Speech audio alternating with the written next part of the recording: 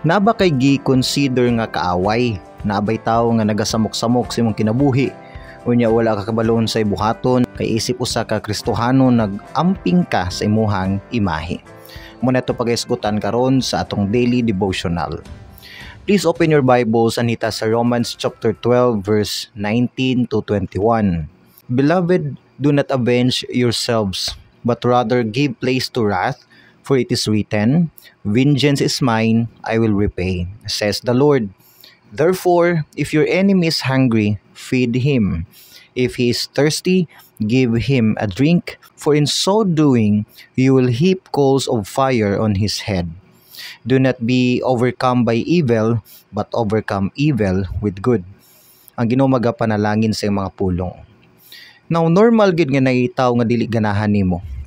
Naitaw nga mo challenge gud, musukod sa imong patience, musukod sa imong paghilom-hilom.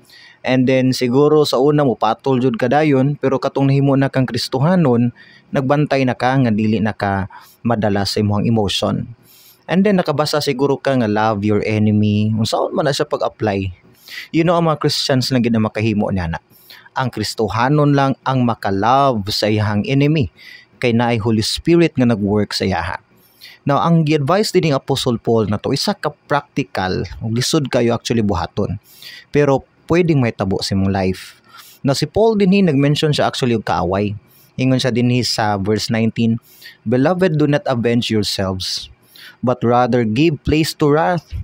Now, si Paul nag-mention siya din og kaaway, no? Ingon siya, Beloved, do not avenge yourselves. Ayaw kuno panimalus. Dili kinaiya sa usa ka Kristohanon ang manimalus. Gani ingon ganing Ginoo, love your enemy. Dili man na pagpanimalus, no? Pero ang average nga tao, ang normal gid nato is manimalus. Gusto gid ta mo balos, gusto gid natong ipa-feel niya nga nasakitan ta ug ma-feel pud niya ang pain nga ato ang na-feel.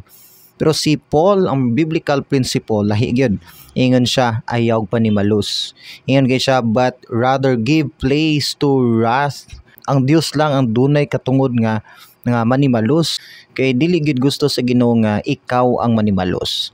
Pero ang Dios mo'y manimalus in behalf nimo. Actually mo ni point din hing Pablo. So no need ka madala sa kasuko kung atakihon ka or dauton man kanila. Ingon ang Bible, ang Dios mo'y bahala nimo. Ingon gid niya, for it is written, vengeance is mine, ingon ang Dios. So siya bahala sa imo, dili niya katulgan ang mga tao nga nagdaog-daog nimo. I will repay, says the Lord. Verse 20, therefore, if your enemy is hungry, feed him. If he is thirsty, give him a drink. Lahi gani ang Ginoo dinhi, yun siya kay kung imong kaaway, gigutom pa kauna siya. Ayog sa gulig hilo ha. Ayog sa gulig butang nga makadaot sa ilaos. Pakana siya with love.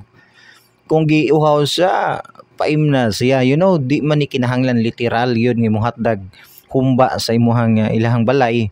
Doon pa sabot din ng Paul ba nga kanabang ayaw at bangi iyang kasuko.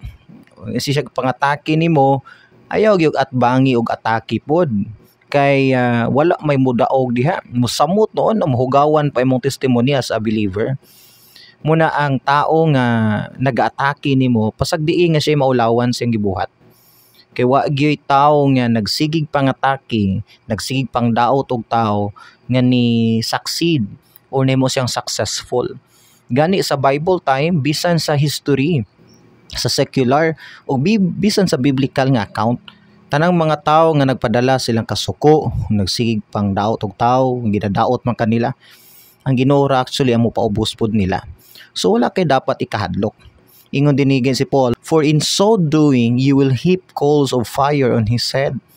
You know, the sweetest revenge, kumbaga, ang pinakatamis nga pagpanimalos, kana bitong suklian nimo kaayo ang di may binuhatan si mong kaaway. Kanimo pakaunon, gigutom, mo man dining pasabot ni Paul, imong paimnon ang giuhaw. Mura kuno siya, mura siyang nagbutang og baga sa iyang ulo.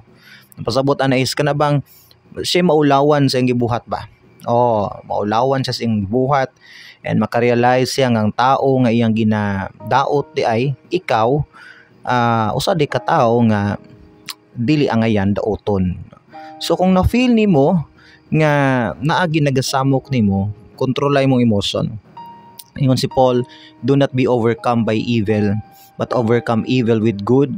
So say tintalon ka no nga mo balos, mo patol, ayaw i-degrade, ipaubos imuhang level sa ilang level.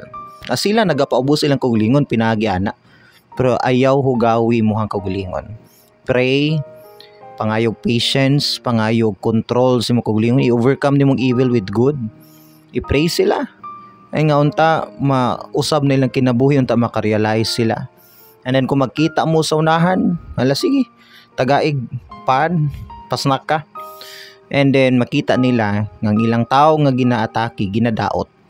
Usa day ka tao nga dili angayan buhatan ni ana.